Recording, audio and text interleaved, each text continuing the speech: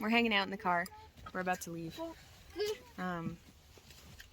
But this is the end of the day, but I'm going to put it at the beginning of the video to say that in this video, my sister will be explaining a few things that they were looking for when they bought the land that we are currently on. So we're going to make a little list and put it in the description about important things to look for when you're buying land for a homestead. Obviously, it depends on your location and everything, but I think if you're planning to have a homestead, you want to at least look for some minimal features that are going to be very helpful in the long run. So stick around and watch a very productive day. Ooh, that's a sneak peek for what will be later in the video.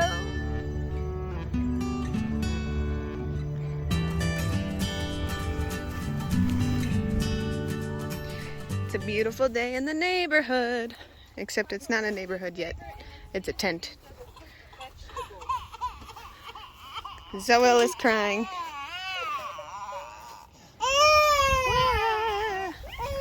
Adriel's already protecting himself from the sun.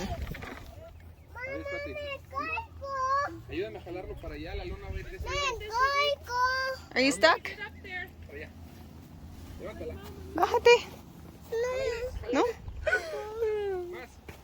So, this is, did we come last week? We didn't, did we? No. Okay, so not last week, the week before is the week that we came and we had to take out the fence. We still haven't taken out the fence, but we're thinking we might just move a few pieces back. This is our camp. This is the camp. We are setting this up because we're going to come stay here and do more work to get things rolling faster instead of just coming every Saturday. There's so well. So that's the point of all this. This is what we're doing today.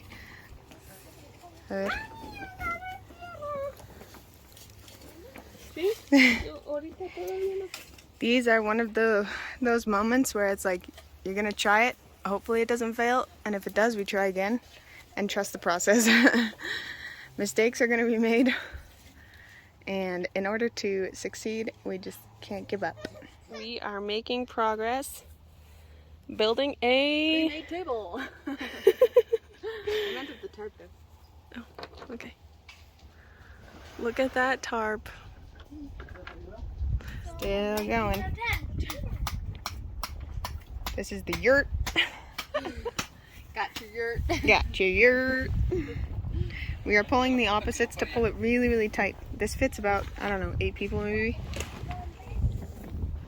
This is where we're at right now. We're about to leave. This tent seems to be almost set up. And this is the one for my sister's family, and yeah, we're thinking about getting one as well, Adriel and I. We're just thinking about what size. Careful, don't hit yourself. Let me show you the vevor. The what? Come on in, guys. The vevor. La vevor. It's so great, isn't it? Where's the bed gonna go? One bed here, curtain in the middle, kids' beds here. Yep. We're gonna put our king size here. Oh, sorry, my husband picks up. Yeah, boy. Windows. Ventilation.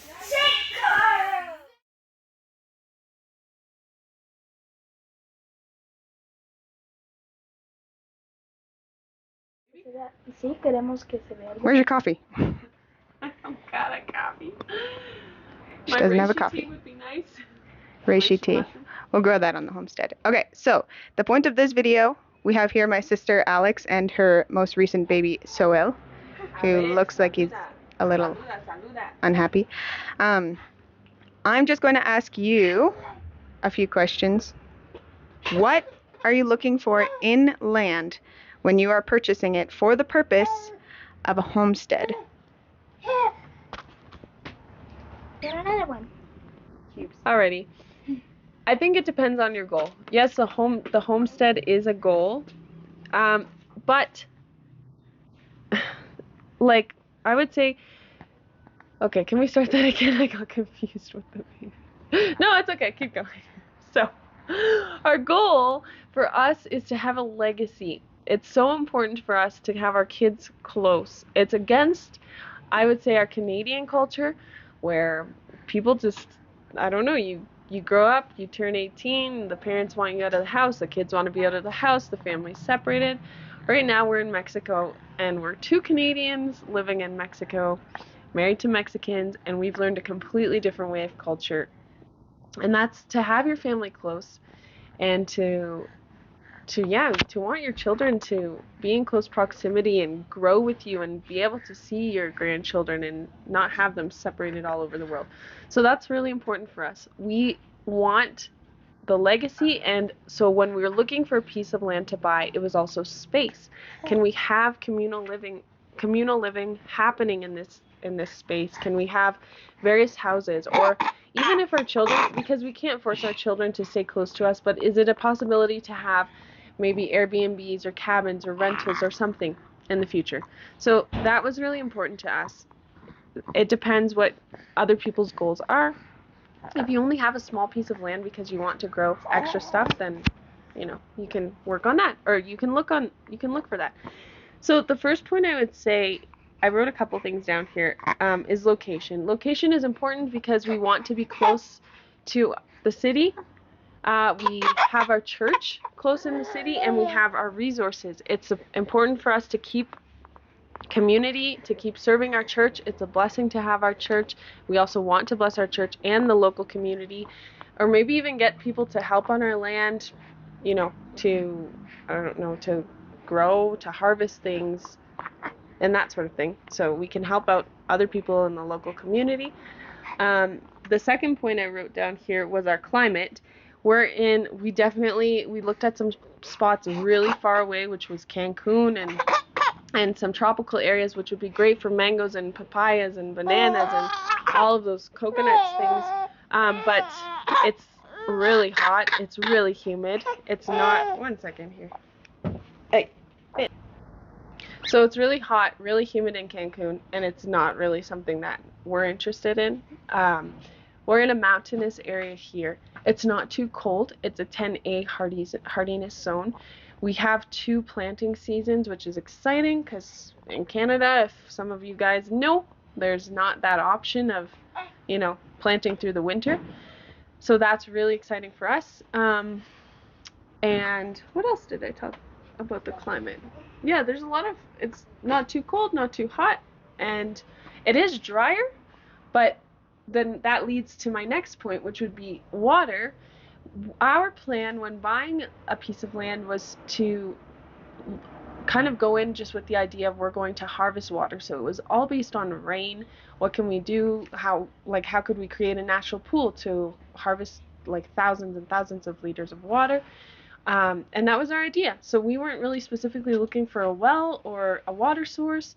And then what we thought was, okay, well, we'll get there and then we'll harvest water and we'll dig for a well, we'll look for a well. And we actually ended up finding a creek on the adjacent land that's not being used at all. So that was really exciting. We have that opportunity, and we'll probably be pumping some of that water along with looking for a well and, rainwater harvesting, natural pools, which is a really great idea, very exciting.